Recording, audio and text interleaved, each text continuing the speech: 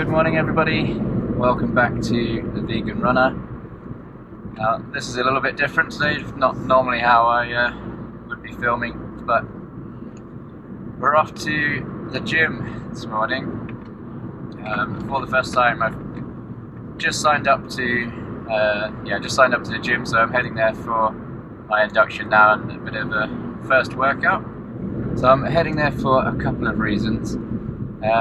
Chief one being that I haven't been able to run as much since the Manchester Marathon. So that was about 2 weeks ago. I've ran probably a handful of times, longest being about 10 miles, a couple of park runs and things like that. But I keep having this like really sore foot. Not quite sure what it is, so I'm gonna give it a rest for a couple of weeks. Going to see my physio tomorrow, so that will give me a better idea of what's going on there. But not being able to run, haven't really been able to maintain my fitness that much, so I'm going to head over to the gym, hopefully use the elliptical cross trainers and I don't know, do about an hour or so on there. I didn't do a long run yesterday, so maybe like an hour and a half on the elliptical.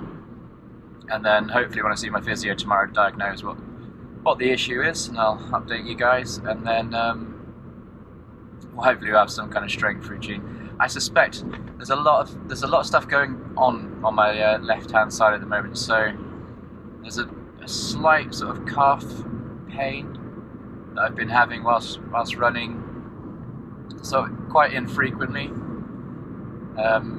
Usually sort of in the longer distance sort of running, so you know, past sort of 13 miles or so, I just get this like tight calf thing going on, and it's weird because it just sort of gets to a level of pain like a little like 3 or 4 on the sort of pain intensity scale, and then disappears. Or you know, I can stop, shake it off, and it will disappear, and it won't come back. Or sometimes it's there for the whole run, but it never like kind of gets any worse. So I just kind of not necessarily ignored it, but you know, foam rolling and massage and all that kind of stuff, that's kind of kept it at bay for now. But yeah, so this foot pain's new. It came on about the day after the 10 miler I did, about a week after the Manchester Marathon. So definitely need to get that checked out with my physio and see what she recommends. But so the other reason for heading to the gym is that I've been putting this off for a long time too. So I do barely any strength training whatsoever, and I think to kind of take my running to the next level and achieve the next kind of goal, which would be hopefully a 240, something between 240 maybe and 250 marathon, then I'm going to need to strength train and do it properly. So they're going to do an induction, so it's like the first session, and then a body analysis thing as well. So I'm not quite sure what that involves, but I'll be sure to share that with you in a second.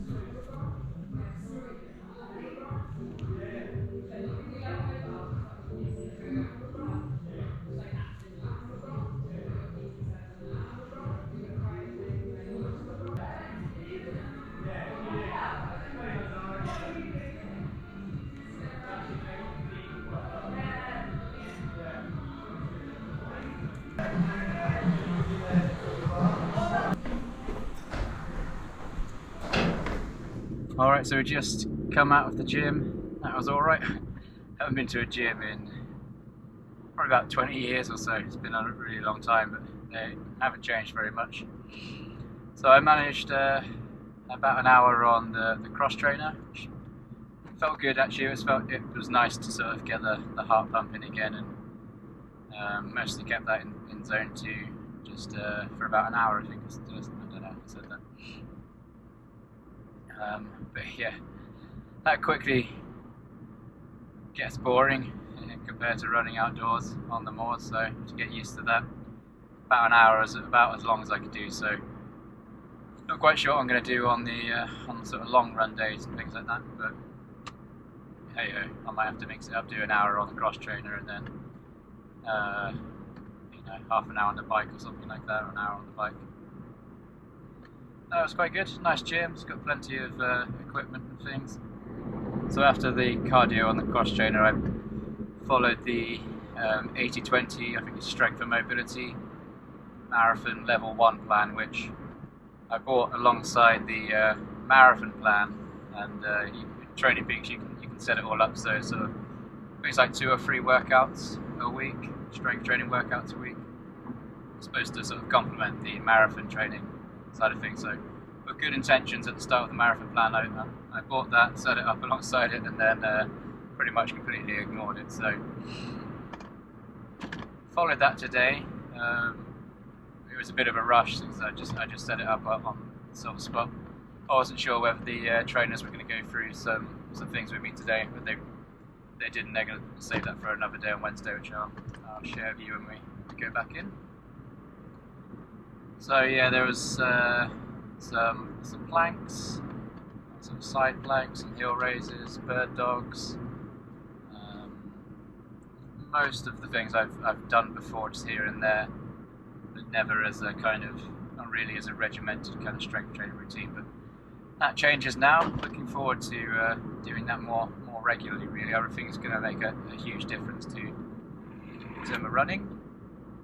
See what my physio says tomorrow as to what kind of strength training things I need to do to rehab my foot and sort of address any imbalances that there might be. So around about this time last year, I had a bit of a kind of IT band / knee issue, which put me out of action for about 6 weeks or so. And that was due to my left side. It was my left sort of IT band knee. It was due to my left side doing more work compensating for my right hand side, which is weaker. So I spent about 6 weeks fixing that imbalance and doing more strength training on my right side than on my left, and making them equal. So I suspect it'll be something like that again. I think it's going to be like one of those things that nobody likes being injured, and normally when I'm injured I kind of just wallow in self-pity for a while, and get pretty down about not being able to run. It's horrible not running. We all absolutely love it, don't we? So it is hard. It's hard not to run, but definitely after doing so well and running that sub 3 in Manchester, I definitely don't want to lose that fitness now.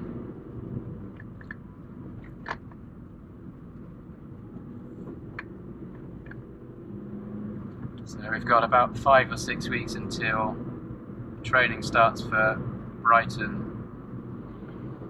Marathon in April, which is the one I've signed up for. Looking forward to that already. And yeah, hopefully we'll be going under 250, I think, as a kind of minimum sort of target.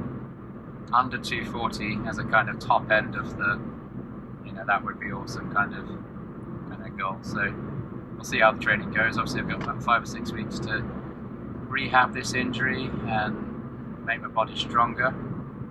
Hopefully work in more strength training into my program, my 80-20 plans. So tomorrow off to the physio, and I'll update you then. Everyone, bye for now. Some good news. So as you know, I went to see the physio yesterday and pretty much got the all clear on the foot pain. wasn't anything serious at all, or any kind of tendinopathy or stress fracture or anything like that, so that's really good news. We also did a sort of MOT kind of check-up and assessment on my sort of biomechanics, and tried to get to the bottom of why I was experiencing that sort of burning calf pain after about 6 or so miles. So it turns out my left glute and left hamstring are slightly weaker than the right side. My calves are about the same strength, so they're working fine, but on my left side the glute and the hamstring aren't working as hard, which is causing the left calf to work a bit harder, which is why over time it's sort of breaking down and giving me a bit of an issue. And then that tightness in the calf is pulling on the fascia in the foot, which is why I'm experiencing some foot pain there. So really happy that it's nothing too serious. So my physio has given me some exercises to address the imbalance, so I'll be doing those for the next few weeks, and then we'll reassess again and see if it's kind of evened up a bit. So I'm heading over to the gym now.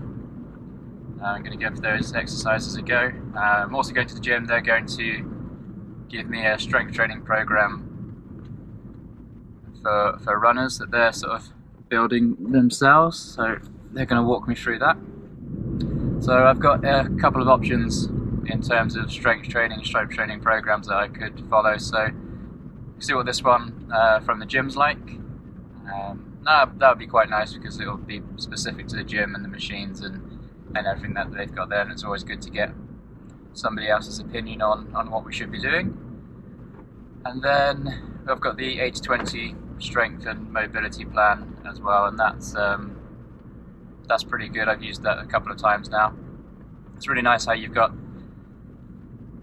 the plan there that you can follow, and then to each move, because lots of the moves are completely new to me. Like I said before, I rarely do strength training, so each of the different kind of moves, I've all got the videos to sort of show you how to do them, so that's pretty cool.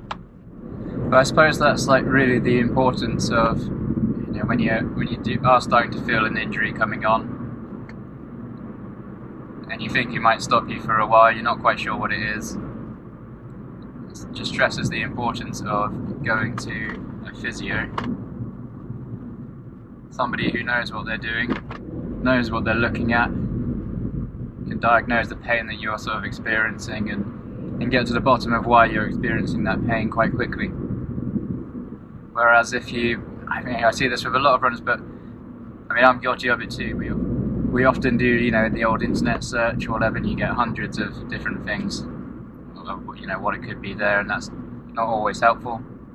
And then you can ask around on Facebook groups and things like that, and that can be helpful, I think, sometimes, if you know exactly what it is that you're suffering from, and you can get advice for, you know, tips on, you know, things to alleviate the pain, or, you know, stretches and things that people have tried to, you know, made it go away or whatever.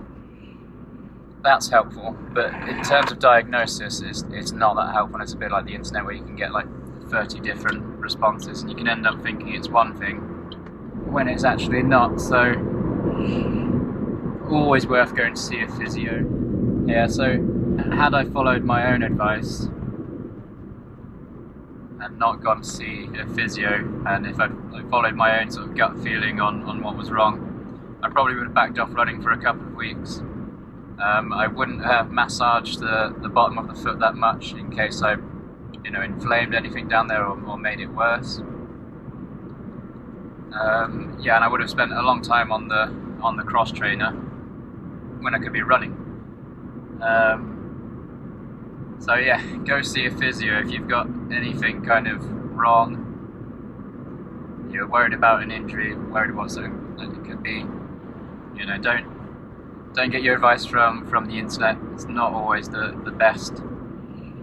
Go and see a physio. Get them to say, hopefully, like me, they'll say, you know, you're all good. You just need to, you know, to address that imbalance. Right, so just got out of the gym.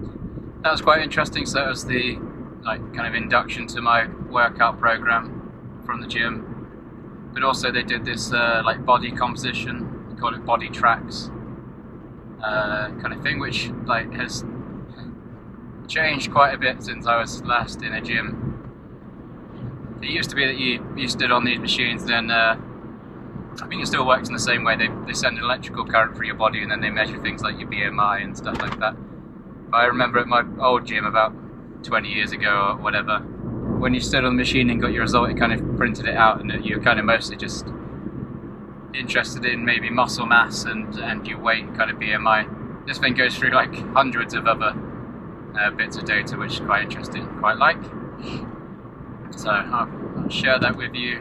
I'll probably put it on the screen now, but pretty much everything's in the right range, kind of as you would expect. I think muscle mass is just slightly on the low side, but that's typical of runners and endurance athletes, so not too much of an issue there. Obviously that will hopefully increase a little bit as we do a bit more strength work, but other than that, quite interesting that I've never been told how much my skeleton weighs before. Apparently this machine can tell you that, so that's pretty cool.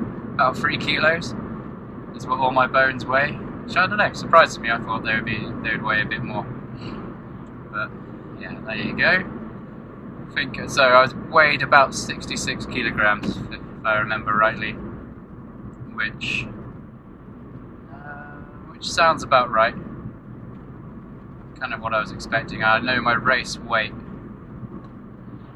I'm pretty sure a good race weight for me would be around about 62. So hopefully with a bit more tone, a bit more muscle mass, I'll lose a couple of extra kilos and get that down closer to my race weight. But I'm not too worried about losing weight. Yeah, but that was interesting. So I did the water composition as well, 60% water, something like that. Again, I think that was in the sort of normal range. So yeah, interesting though. The technology's moved on quite a long way. As for the training program that the trainer gave me, it's pretty good. It's a lot of weight-based machines. So he's saying, do that for about 3 weeks or so, and then he said he'll move me on to like free weight stuff.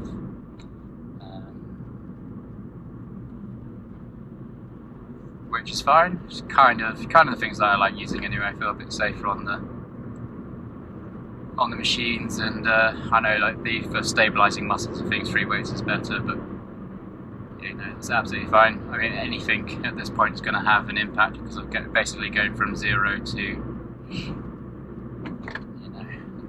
working out strength training, hopefully about three to 4 times a week. And I've also got the exercises from my physio as well to do, and they're fine. In fact, I've done those before. It was the same exercises to address an imbalance.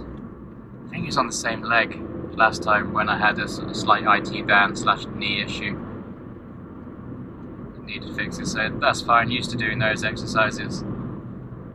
I'm doing more on one leg than the other. But that's all good. And then I had a nice half an hour, 35 minutes on the treadmill. Which again, I haven't been on a treadmill for a little while either, so that was fun. Treadmills are fun, aren't they? I'd much rather be running out on the moor, but I thought let's just test the foot, see what it was like on the treadmill. It's a little bit softer, obviously, and it was fine. It still hurts, but it's not getting worse. So in terms of advice from the physio, she said it's absolutely fine for me to carry on running, which is like the best news ever, and to continue to work on getting the lacrosse ball into that lower calf and loosening that up, as well as sort of the sole of my foot as well, to loosen up that fascia and stop it from hurting really, which is really good. Hopefully, I mean, she worked her magic on my lower leg yesterday and it's starting to ease off already, so I'll keep working on that, keep getting the lacrosse ball in there, and hopefully within a week or two it'll sort itself out. Positive end to the week then. So at the start of the week I was sort of worried that I was injured and I'm going to have to take some time off. But I can still run, I can still get to Park Run on Saturday, which is really important. I'm actually heading off to Wales now for the weekend. And we're heading to Brighton Park Run. Sorry, I probably butchered the pronunciation there, but yeah, I think it's Brighton Park Run in Wales. I think it's on the edge of the Brecon Beacons. So that'll be fun, nice weekend. Maybe a little bit of running, a few beaches, maybe some chips. Proper runner's food. There you go. Yeah, just have a nice relaxing weekend, and then hopefully when we come back, we just found out that we're the house sale that we've been about 22 weeks into buying a house. It should have taken about 12 weeks to buy, and we've just heard today that hopefully in a couple of weeks everything will be sorted and we can move in. So that'll be awesome. So it'll be all hands on deck to get packed and all that kind of stuff. So we'll see. I look forward to giving you a tour of the new house. That'd be cool. Right, thanks for watching. Till the next one, be the best you.